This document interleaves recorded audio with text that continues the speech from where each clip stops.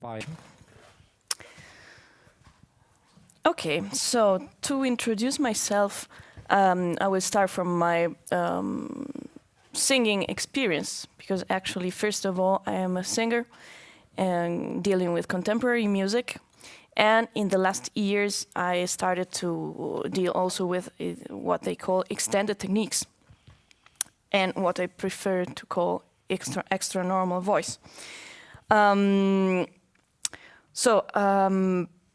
aim at the beginning of my PhD was to develop something around this extra normal voice in terms of finding new methods to deal with the techniques, establish which are the main techniques that a contemporary singer should have, and also try out things directly with singers, because of course what works for me could not work for you or for another singer. It depends on the voice, it depends on the experience, it depends on the elastic components of the vocal folds and everything. So for sure part of my project will be to develop skills, not only for me, but to also leave some sort of awareness about how to do some techniques, and also trying to not destroy the voice. That's really important.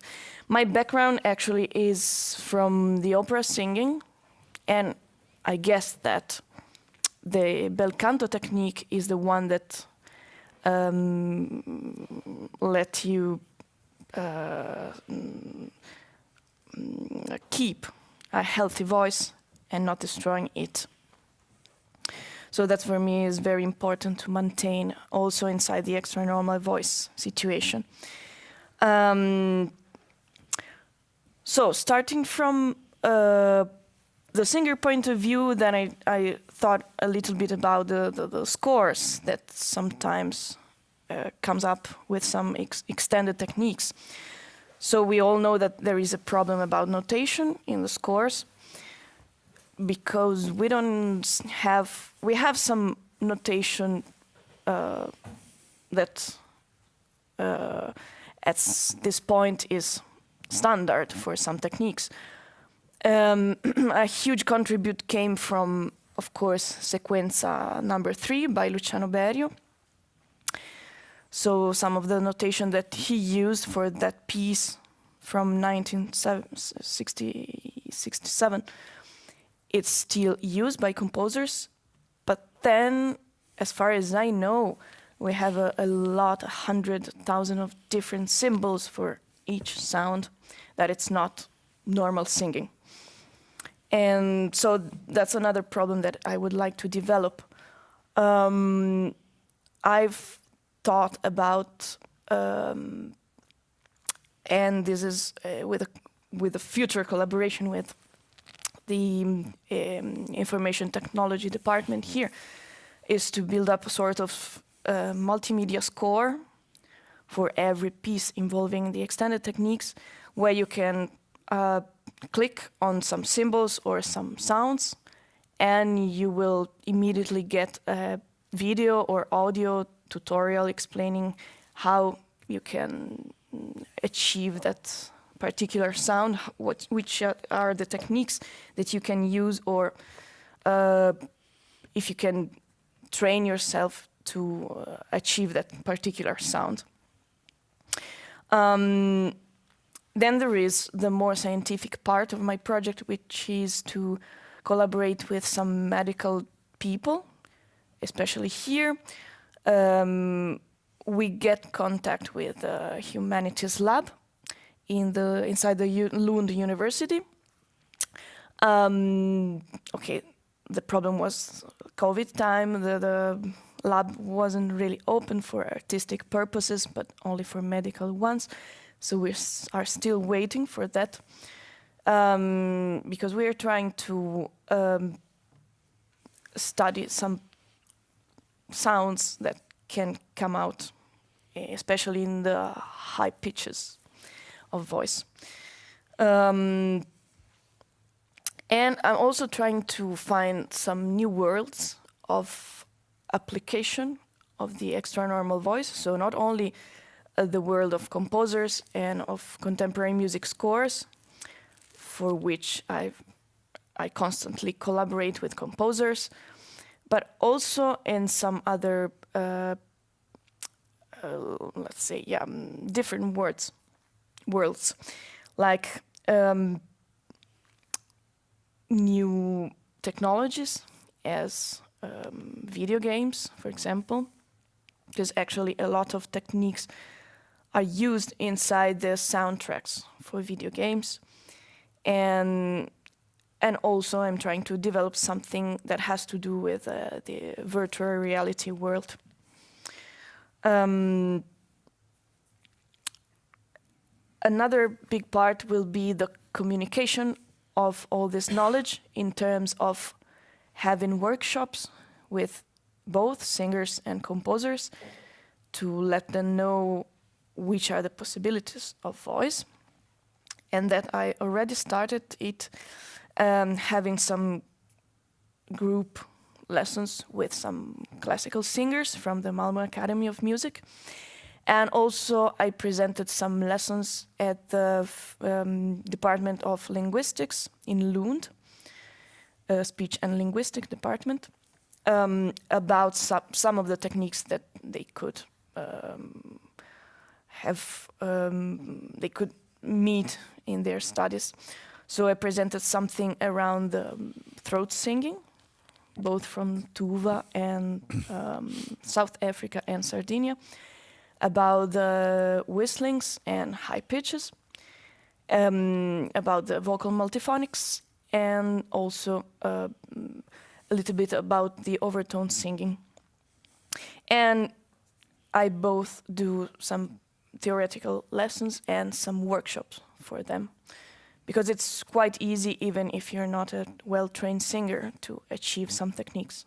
There has nothing to do with normal singing. And the other aim was also to build up a sort of vocal ensemble dealing with scores involving extended techniques, but again, I couldn't because of COVID. And yeah, I guess that's it for the first year.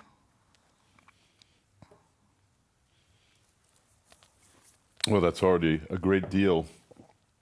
I'd like to begin by congratulating you on your performance last night, which was really remarkable. Wonderful job. I was struck by the use of the term normal singing and extra normal voice.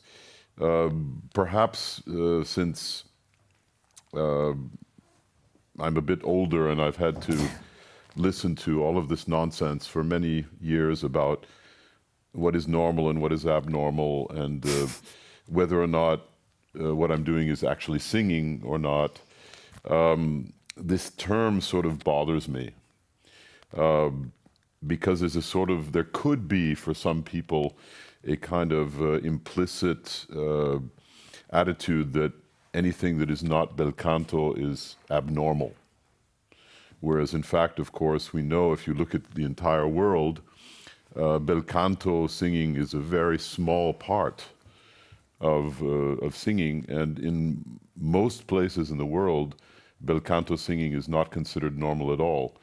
In fact, in my own experiences singing in the Amazon and in Papua New Guinea and in Indonesia and many other places, when you sing with bel canto technique, the immediate reaction is everyone laughs. And they start going, oh, oh, oh, oh, oh, and they think it's very funny. It's sort of like when we listen to Chinese, Beijing opera or something. To many people who are not familiar with it, it sounds humorous, the way that they sing, even if it's not intended to be humorous at all. So I don't know. I mean, maybe it's too soon to throw out extended vocal techniques. Yeah, I don't know, because even the term extended vocal techniques, what does it mean? Extended from what? Well, extended from what we're used to, in a way. That's the same for me. No, because normal, there's an implicit value judgment in the word normal, because the opposite of normal is abnormal, and something abnormal is deformed or wrong in a way.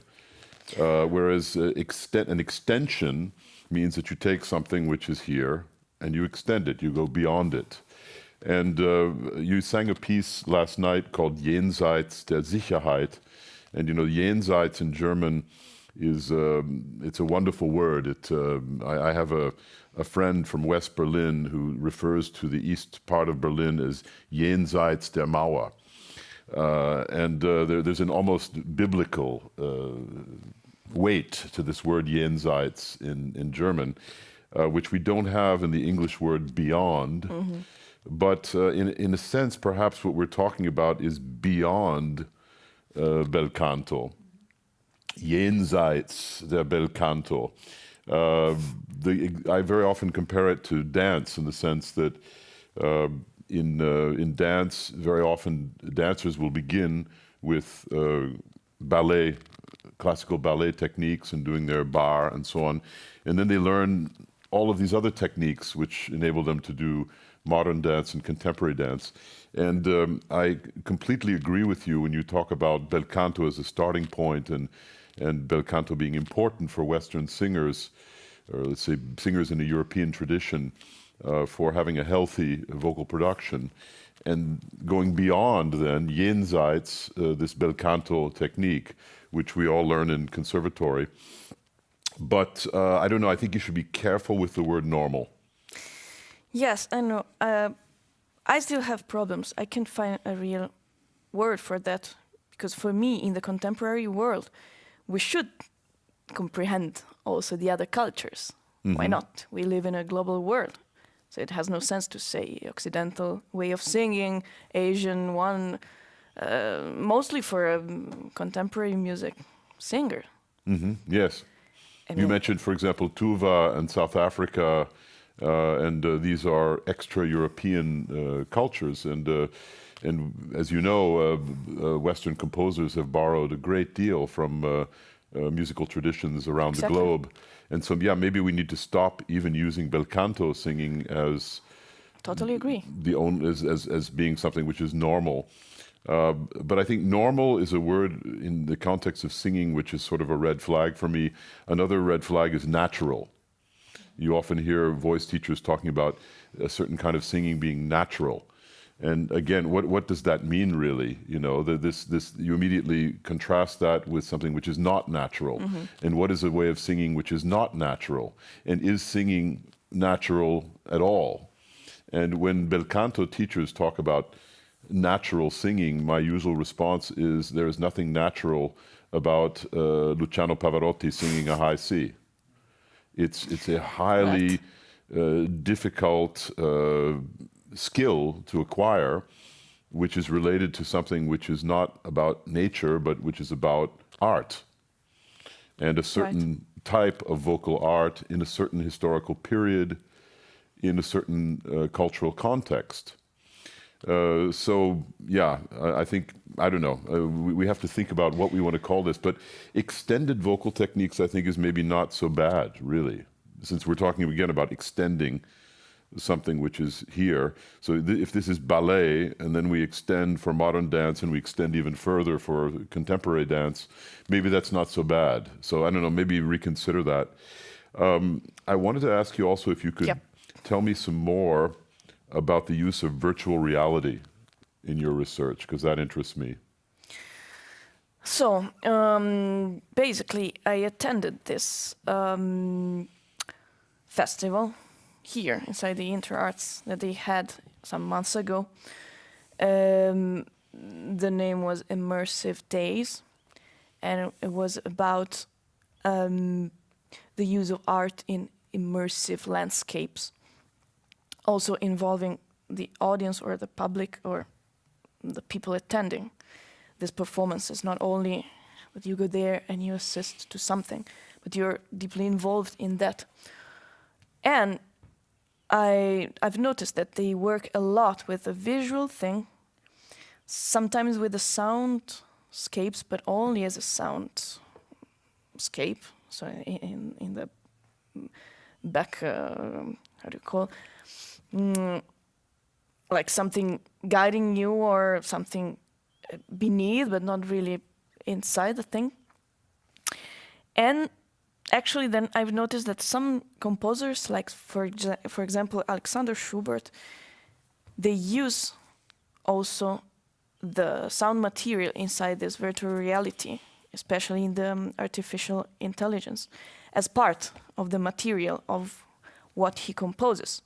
So I guess there is also a way to use the voice, again, in some extended way, inside this world. But I still have to develop this matter. Mm-hmm. What I know is that if you, for example, has the glasses and the gloves for the virtual reality thing, there's nothing for the ears. So basically, what you have is, if you want to talk, it's your voice, but not a voice modified. Or so I'm trying to thinking about a possible use of that inside this world also. That's interesting. Yeah, I think that's fascinating, and that's something which, at least in my experience, is really new. There hasn't been that much done in this area, and there's probably a lot to be done. So I would invite you to really persist. Yeah, the thing is, it's a very fresh thing, because actually I had contact with that only because of this Immersive Days festival. So no, you should really persist with that and investigate that further. I think it's a very, very interesting thing to develop. I also wanted to ask if you could. You talked about throat singing, which is also referred to as diphonic singing, which is also referred to as harmonics singing, and so on. And you talked about the South African throat singing, the Sardinian throat singing, and the Tuvan throat singing. Could you briefly discuss the difference between these three types of throat singing? Sure. So this, again, there is a problem of words, because throat singing actually is everything. It's throat singing. Everything comes from the throat.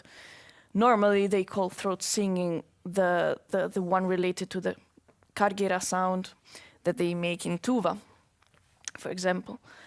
And I've discovered that they have exactly the same technique in the Xhosa region, Xhosa people in South Africa, especially the women, and in the best and medium voice of the canto a tenore from Sardinia. The technique is exactly the same, but they use it for different purposes. So in tuva, they use it with the purpose to achieve the harmonics inside this kargira. The Xhosa singers use it as more a rhythmical pattern, because they also have more than one singer doing this technique. I don't remember the name. The name is very difficult. It's kolo with a click, something like that. And sometimes there are two singers singing with the same technique, and then somebody else is responding with a melodic singing, but usually they use it as a pattern. They just give the pulses of the, let's say, song. And they use two different pitches, more or less like one tone difference. And also they link all that with some clapping and some movements of the body, because it's all related with dance also. While in Sardinia, they use it as the fundamental tone of what the main singer makes with melodic singing, and that's also quite like the Xhosa singers, because they use it in a more rhythmical way to give, again, the pulses inside the songs. Of course, it depends on the songs. If they're more hilarious, more dreamy, because all the songs in Sardinia has to do with sometimes with politics, sometimes with problems of daily life, sometimes with poems of love and the night. And the funny thing in Sardinia, at least, is that the bass singer that has this basic sound, this sort of drone, he doesn't know music. So he just take what is more comfortable for him in terms of pitch. And it's always the same pitch for him, and that gives the other pitch for the other singers.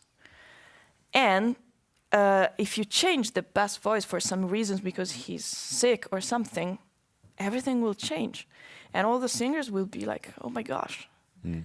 Because that's very important. That's the core of their way of singing. It's the bass voice, the basso, what they call basso. It's the core of all singing in any case, in every culture Yes, in the world. yes. And probably yes, also on other planets. Yes, You know. let's say that. And they add a little bit of consonants there to give this pulse. So I'm not very good in imitating all the 3 different kinds, but the Sardinian one goes much more like bam bam bam bam bam bam boom bam bam bam. Then the Kosa singers are more like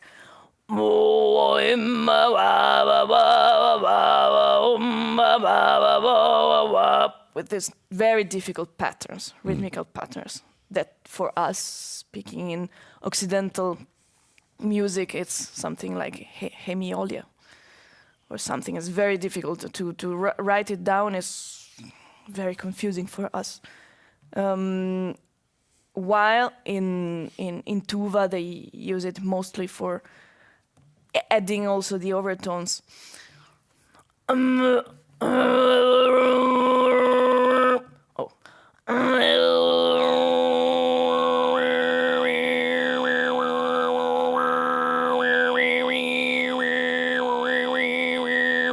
Or something. Very good. Excellent. Because again, that's an animistic culture, so they tend to imitate nature. In this case, they imitate both the bears and also some birds, or I don't know. Sometimes it's the rivers, the sound of the water, and all these things. Yeah, very good. Thank you. Have you looked into Inuit harmonic singing at all? Sorry? The Inuit? Not yet. I just know the technique where they passes the air from one to the other. You should check that out. That's very interesting. They do sort of competitions between 2 people using yet another type of kagira sort of technique. So you should check that out as well, the Inuit. Yeah, the interesting thing is that, not that much interesting, is sort of set thing. The main singer in the Kosa community, that was the teacher of the, let's call it, school of this kind of singing, she died some years ago. And apparently all the other students can't carry on the school because they are not so much skilled as she was. So it seems that the culture there is sort of losing this thing. It's very sad, which is not the case, luckily, in Tuva and Mongolia. Neither in Sardinia. Sardinia, Yeah, they have strict schools and sort of academies where you can learn everything, the techniques, the songs, and everything. In Tuva, I know there is a festival and a competition for Kargira in fact, singers. I'm waiting to find out if it's going to happen next summer or not. They haven't decided yet, but it might happen next summer. Great. Well, thank you for that. That's very, very good, and the examples you gave were really excellent. Are you familiar with Simha Arom's book on African polyrhythm and polyphony? You should also read that, because you probably will, everything you want to know about African rhythm, you'll find there. Because he notated with Western notation a lot of the rhythms that they use, the polyrhythms that they use in the Central African Republic and in Cameroon. Yeah. And not so much South Africa, but this would be interesting for you, I think, to investigate. Sure. Let's see, there was something else I wanted to ask you about. Virtual reality. Yeah, I think that's about it. Yeah. Should we open up for questions? Does anybody have questions? But, I mean, just to animate a little bit.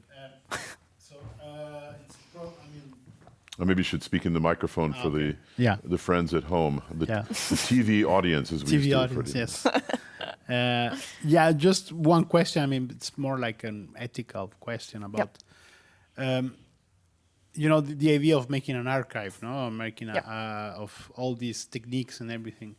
So, why would you be interested in making a canon of techniques,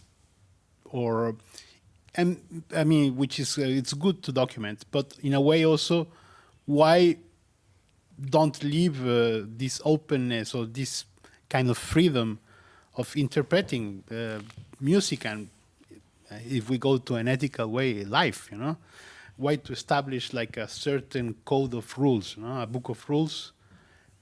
But I mean, it's just to it's a question without a question, it's just a comment. No, thank you for I think the it's question. good to, now that times are changing a lot and we are in a very difficult situation and life is changing, why keep this tradition of making archives and leaving like canonized knowledge in artistic research, which is a bit dichotomic, right?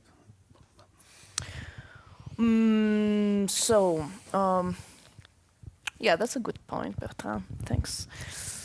The thing for me is, I mean, as far as my experience give me the sight of what the situation of singers now is, that there are contemporary music singers that continues to sing only with bel canto technique, and that for me is a problem, because at least you have to know other techniques. While the most experimental things I can see comes from other kind of music, totally. Jazz music, jazz improvisation, rock music, metal music. They have a lot of techniques that they don't even consider extra or extended or something. They're part of their normal behavior as singers. So at some point, I don't understand why the contemporary singers are stuck there in this bel canto technique. So I just want to give, some material, because sometimes these techniques are like. Yeah, can I like say that. something? It's not building a canon or showing rules. It's simply that there are possibilities that people don't know about or have forgotten about. It's that simple, really. Yeah. For me, it's like, a stupid thing. You're a painter, but you have only red, yellow, and blue. Okay, you can make things, but then I show you, hey guy, there is only pencils, there are also acrylic, there is, other things that you can use, not only the three colors there. Something like that. Just that I let you know something, but everything is inside. I mean, you don't have to go to Tuva to understand what is Kargira or, whatever, to understand the Bhutto technique of singing. Have you seen this movie, Genghis Blues? Yes, I've seen it. Yeah, this is something which I would invite everyone to watch, Genghis Blues, about this American blues singer who learned to sing Kagira listening to shortwave radio and then went to Tuva. It's really a very touching, very beautiful thing. But to speak specifically to your comment about archives, I think that it's extremely important to have archives. It's important now, it's always been important, precisely for the reason that Felicita stated, which is, for example, you have this great tradition in South Africa, which was led by this woman who has passed away, and Felicita said there is no one else who can really do this, at least as well as she could. And so if we have an archive of films of this woman and recordings of this woman, and this woman talking about how she does these techniques, then this will be preserved. And otherwise, it's gone forever. And so when you're dealing with oral traditions, which very often non-European singing is based on oral tradition rather than on musical notation, I mean, not always, but often, then the only way to preserve it is by making recordings and filming it. And the only way that we, as Western singers, can make use of this, really, is to analyze it using our own techniques and to find ways to notate it. And this is something which Simha Arom does in his book with Central African music. And this has had a very, very fruitful results, because, for example, Berio and Ligeti and Luca Francesconi, who I believe was here, all made use of Simha Arom's research and his notation of African polyrhythms in their own music. And if Simha had not done this work and made and recorded this music and notated the music using Western notation, then composers like Berio and Ligeti and Francesconi would not have had access to it. And for example, the Ligeti piano etudes, which are considered now, which are already part of the repertoire and are considered to be, I think, by most people to be some of the most important piano etudes in the history of music, are based largely on Simha Arom's research. And the preface to Simha Arom's book is by Ligeti. So this is an example of how I think this kind of archival work and this kind of research and this way of analyzing and notating music from other cultures is very, very valuable for us all. Yeah. No, I'm all for the debate. I'm all for. I did documentaries also about Mexican instruments and with the players, because tradition is getting lost. So yeah. I'm all for that. It's just what I said was mostly on the way of performing new scores with what we call now extended techniques, like make also like a code of rules, like we should do like this, It's just a very, very tiny space between doing exactly what it says and the liberty of the performer going through this, this Benjamin quote that says the destructive character finds the wall, but the destructive character finds the little scratches inside just to move inside. And when we send, okay, these techniques should be done like this,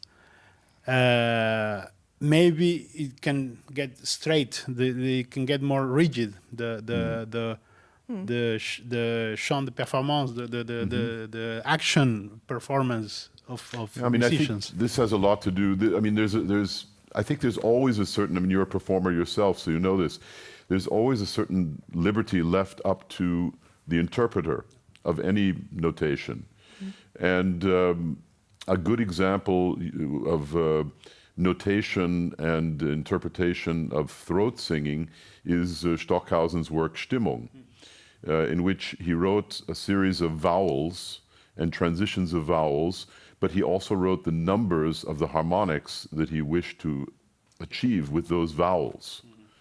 And it's up to performers to decide if they want to focus on the vowels and on the type of technique that he describes in the score, or if they want to focus on the harmonics and how they can produce the most beautiful and most perfectly executed harmonics as he listed them in the score using the numbers of the harmonics. This is up to the interpreter, and so you don't have to strictly follow the way he says you're supposed to do the technique, which already is something which is written by someone who is not a singer. And so it's not necessarily something that a singer with a knowledge of vocal technique would describe in that way. Yeah.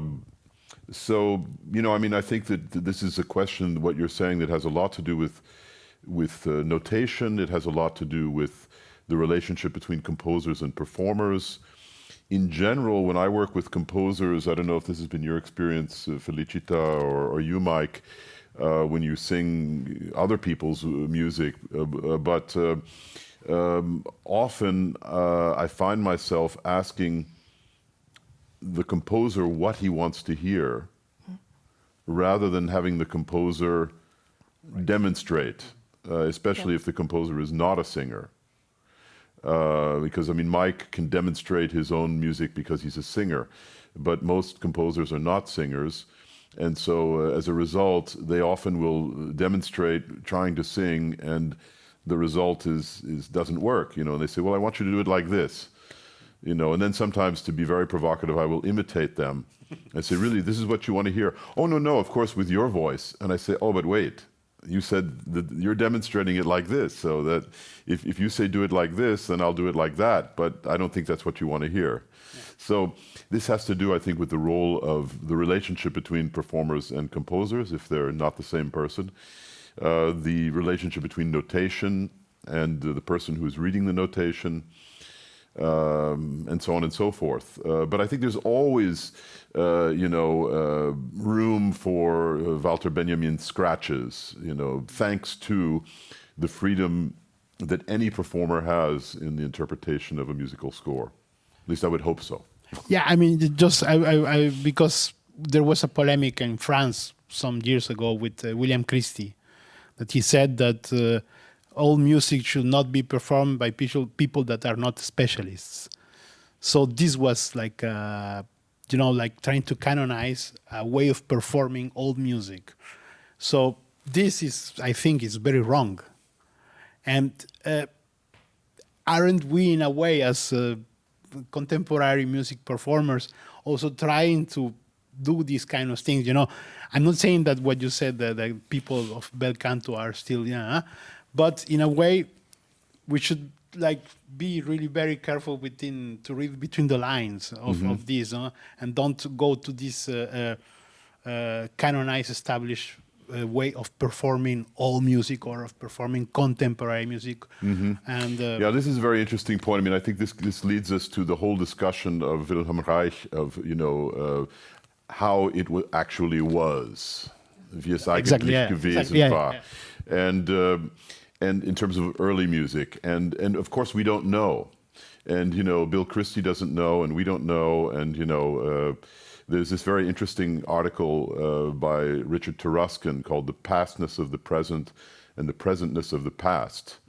which deals with this very subject. But when you're dealing with contemporary music, it's a bit different because the composer is there. Yeah, of course. Exactly. It's not William Christie saying, well, this is the way Lully should be performed. Lully isn't here anymore. We're very often dealing with living composers. And, if someone is performing, as Felicita did last night, a piece by Mike Edgerton, then she can go to Mike Edgerton and say, so is this the way you want it to be? And he might say, well, no, not like that, like this. And he can even show you how to do it. And so this is very different from, and then maybe Felicita will say, but when I read your notation, I don't understand that. And, so you can get into a discussion about notation and about techniques, but you're dealing with a composer who is, in many cases, who is alive, who is there, and you can really work these issues out. And maybe the composer will say, well, I was in Tuva and I worked with Mongan Ulondar, and this is the way I learned this in Tuva. And so what I really want is for you to perform it the way they perform it, and here's a recording of Mongan Ulondar, and this is what I learned from him. But you're dealing with people who are alive, you're dealing with living traditions, you're dealing with... and so in a way, it's easier for us than it is for William Christie, because there's less guesswork involved.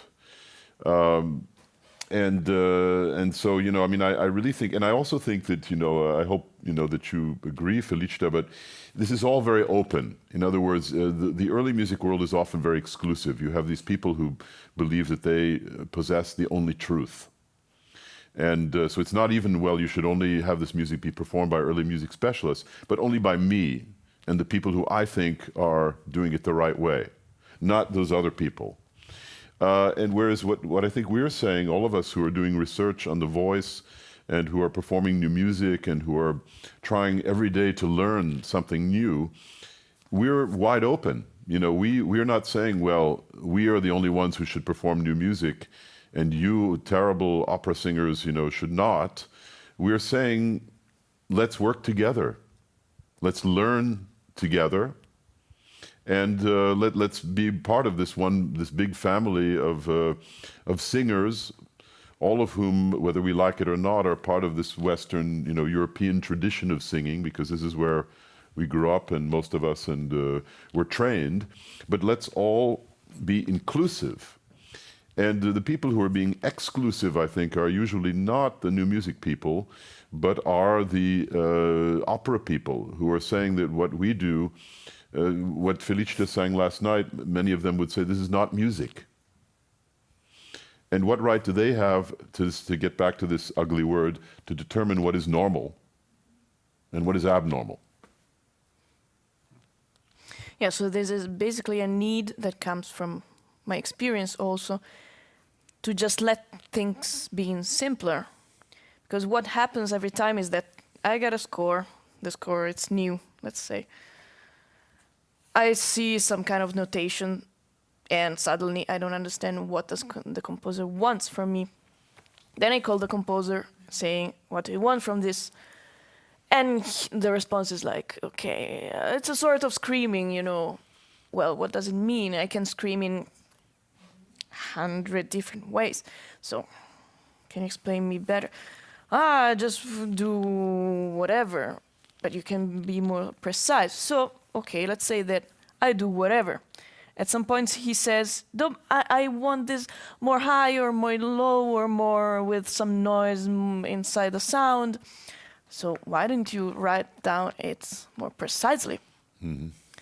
So it's again really to try to lose less time in speaking about stupid things. I mean, it depends on the composer, right? I mean, I have a lot of friends that use Mike's book, for example, you know? Yes, but and voice everybody is writes a problem. using Mike's book just to get the thing right, you know? And how to use which part. So, I mean, of course, if you can counter a composer, say, okay, just scream.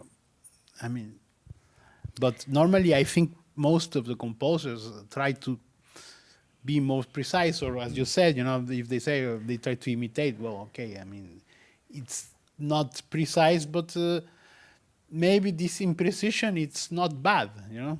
I can see that with voice is very difficult.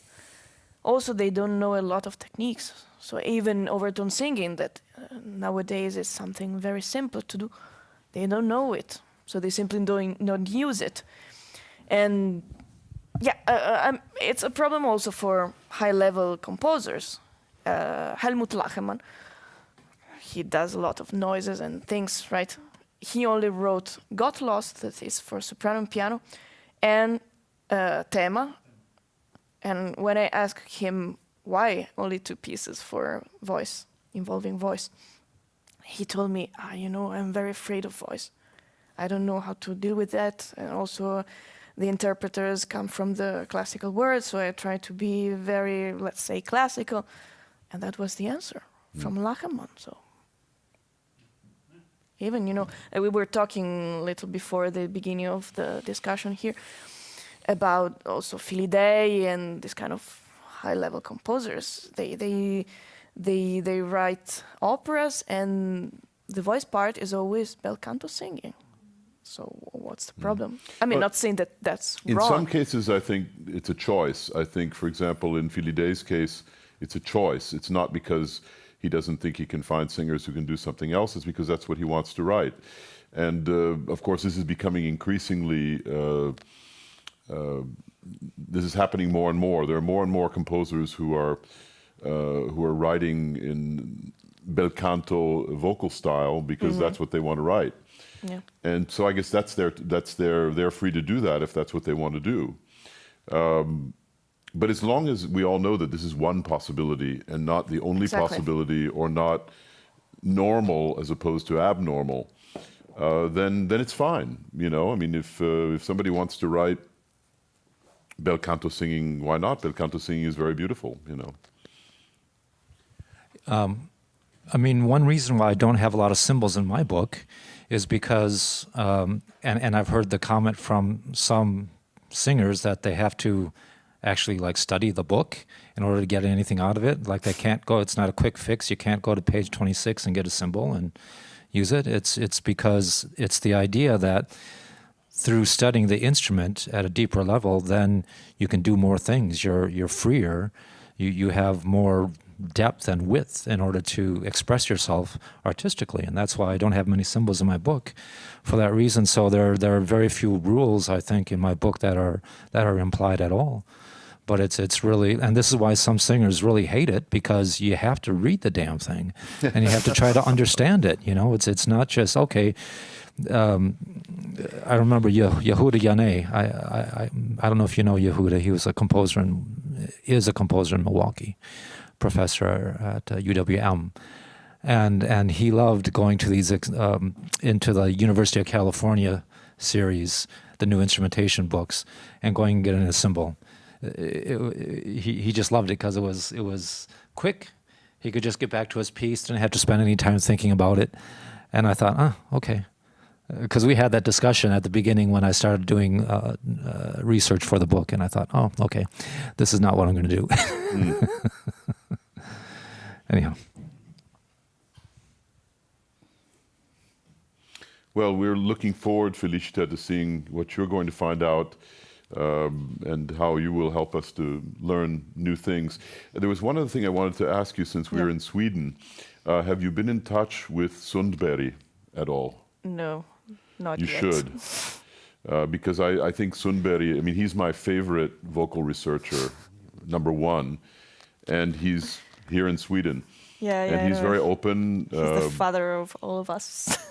He's very open. I mean, I don't think it would be difficult for you to meet with him and discuss your work with him, and that would be another person who could help you. Yeah, we're knowledgeable. We're going down that road. We're making contact through other people who are actively pursuing research right now. So I was in Stockholm, and we were discussing these collaborations with one of Sundberg's colleagues, faculty colleagues, and he wanted to do work with just EGG related to normal voice. Sorry. And I thought, no, this isn't going to work for this project, because you spend a whole lot of time working on EGG and then you don't do anything with contemporary voice. So I pulled back from that project, but that was a direct connection with Sundberg. Because Sundberg is not closed, to this that's sort right. of thing. I mean, we've been in touch. Yeah. Just in terms of vocal physiology and that kind of thing, I mean, I think he really knows a lot. And absolutely. And since he's in Sweden and you're in Sweden, I mean, all the help we can get is welcome, from competent people who know what they're doing. I also would like to learn some techniques from here. For example, they have this way of singing kulning. I will at some point learn it. Why not? I'm here. Yeah, I mean, the different techniques in the world are definitely a vast treasure for us as singers. And sometimes I tell people that my idea of a vacation is to go to some remote place in the world and hear singing that I've never heard before. And this is really so exciting. Yeah, and also it adds something to your way of singing. Of course, you can't handle the techniques that they have since they were born, but at least something you can add to your way of normal singing. Oh, that ugly word. Yeah, no, I mean, it's definitely, I mean, I think very, very often we can borrow things and from these other Colors, cultures. timbres. And I mean, it's the global village is becoming a reality. And and it's also, I mean, we're sort of all in it together in the sense that with right now, as everyone I'm sure is aware, there's this huge climate conference going on in Scotland. And that's a good example of a problem that is our problem. It's a problem for the South Africans. It's a problem for the Inuit, even more than it is for us. It's a problem for the Tuvans. It's a problem for everyone on our planet. And so we're sort of all in it together. And, if music also becomes a global phenomenon now that we have access to all these things, this, I think, can only be positive in helping us to understand each other better. Sure. Do we have any questions from Zoom? Any questions from Zoom? No. Yeah, thank you. I'm just thinking about the interaction between, if you think about contemporary music today, and of your project as also a possible way of developing the interaction between the interpreter or the performer and the composer.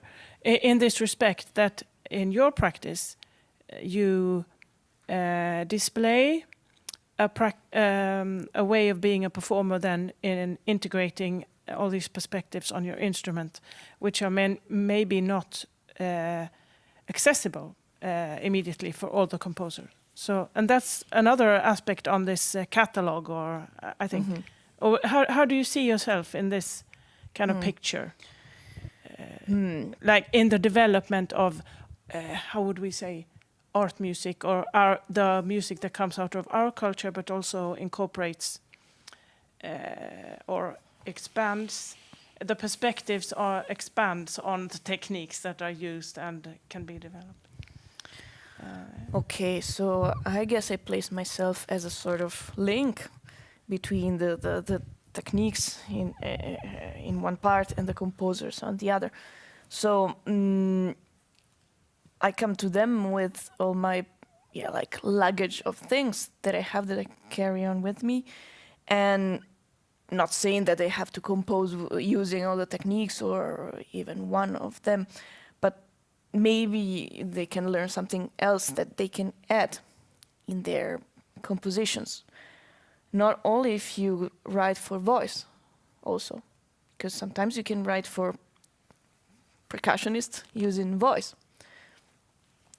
So yes, the aim is to collaborate, but also in the newborn idea about a composition. So the very first phase of the composition, not only at the end discussing already on the notation, but maybe also before, like planning something. And, you know, we all know very clear the collaboration between Luciano Berio and Kathy Berberian. Actually, if she wasn't there, he wouldn't have written nor Sequenza nor a lot of other pieces like Visage, Circles, and, well, all the main pieces that he wrote for voice. So I guess that's very, very important. And that's very important also with other instruments. For example, in my mind there is Roberto Fabriciani that work strictly with Luigi Nono, and they could develop together things. Nobody can say which is the percentage of the amount of things that they had, if it came from Fabriciani or from Luigi Nono, but then the thing is that he composed and he was the main interpreter. So this is very important right now for all these techniques. And I think we're losing this a bit, actually. In my experience, the younger generation of composers work less loyally and faithfully with certain specific performers. And I think that this is a loss both for the performers and for the composers, because it prevents, every time you work with a composer for the second time or the third time, you build on what you learned from the relationship the first time. And I think the music becomes richer and richer. And it's unfortunate when this doesn't happen, and when a piece exists and the composer really doesn't care who plays it or who sings it.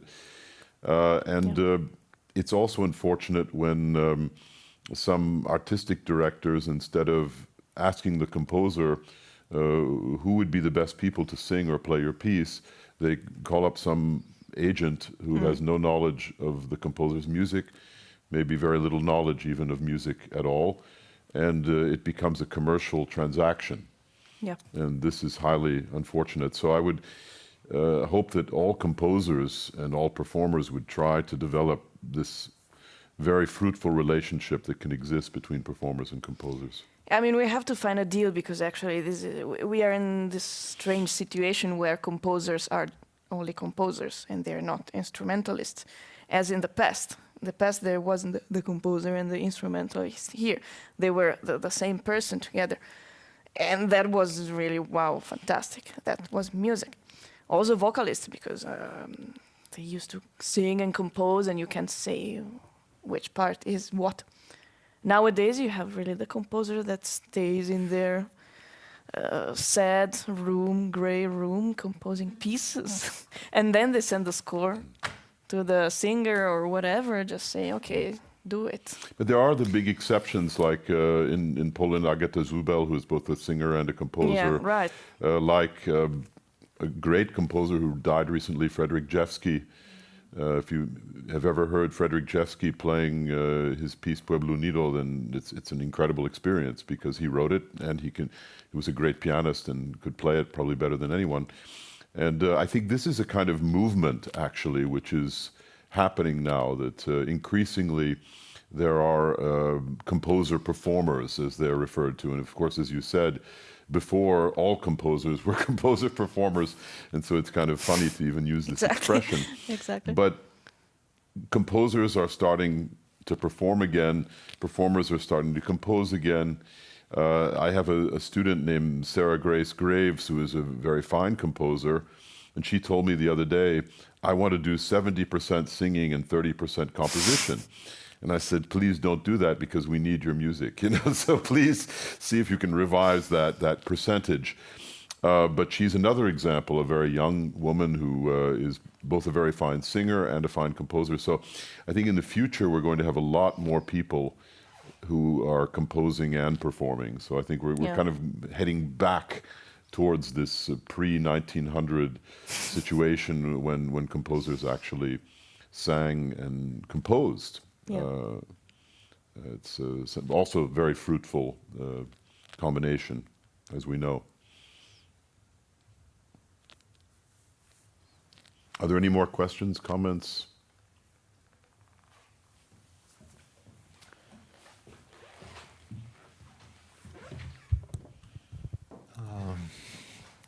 No more questions or comments. Well, thank you for coming, and thank you for having this discussion. I think we enjoyed this very much.